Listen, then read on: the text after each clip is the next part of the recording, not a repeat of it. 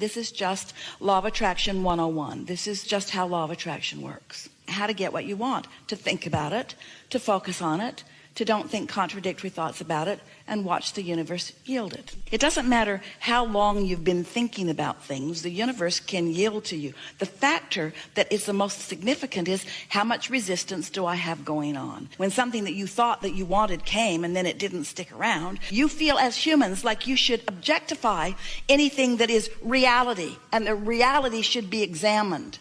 And that is your downfall, because when you examine the components of reality that are not pleasing you, you practice a vibrational momentum that makes it easy for you to get something that you don't care about and difficult for you to get something that you do care about. This is the law-based thing that you're wanting to extract from all of this. This is the nugget that you're looking for. If I don't want it, and in my not caring, I can get it. Now stay with us, because that sucks in and of itself. If I don't care about it, and therefore I'm not resisting it, it will come easily. If I want it a little bit, and I have a little resistance, it'll be a little difficult. If I really want it, and I really don't expect it, or I really don't believe it, then I'm going to have a big time struggle. So the key is to want it, to want something a little, and let the desire for it grow naturally. Stay with us. To want it a little, or let's say, want it generally. Want it generally. And then let the desire for it gather momentum. Because if you'll start with a general desire, you'll have less resistance in it. And law of attraction will cause that general desire to pick up speed. So it'll get more and more until you'll end up with a very healthy desire and no resistance. And then manifestations that are going to pop into your experience all over the place. Did you follow the formula? And only you know how general you have to be. In other words, only you will know by how it feels when you come across those thoughts. But we're suggesting that you start in a far more general place. When you start finding yourself moving in the direction that if you let it keep going, it's going to end up with an oh, then catch it. You cannot be denied something that you want, but you can prolong it. You can hold it off. You can postpone it by your thoughts that don't let it in. It is that and only that, you see. And you know what constitutes the majority of your thoughts that don't let it in? Your observation of what is. You see, if you get it, and we're going to ask you if you do you believe that your vortex exists? Do you believe that there's a vibrational version already queued up for you? Do you believe that universal forces are arranging circumstances and events, and that the cooperative components are all lined up for you? So if you believe that, then what is the piece that you've got to do? You've got to allow it. You've got to get yourself in the receiving mode, which means you got to be happy anyway. You got to be lighter about it. You got to get over being disappointed before you can start the momentum toward what you want.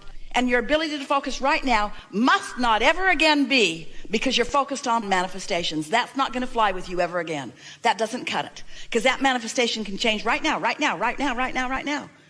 Talk about 3 wishes. Talk about endless goods flowing towards you and experiences. Never again complain about a manifestation that is not pleasing to you, because they are changeable by you now. So that's like saying, I don't like what I'm creating. I'm disappointed in what I'm creating, not in what happened. I'm disappointed in what I'm creating, and I'm doing it now. And I'm not disappointed because of the subject of what I'm creating. I'm disappointed because of the process of creating right now. I've got it all balled up in some weird way. This will help you a lot. Your inner being never looks back. So your inner being is not trying to mine anything that went anyway before in order to give you something now. Your inner being's not looking back. Your inner being's only looking forward. And so when you look back, it's almost always a minefield. Almost always. I'm not going to think about that anymore. Oh.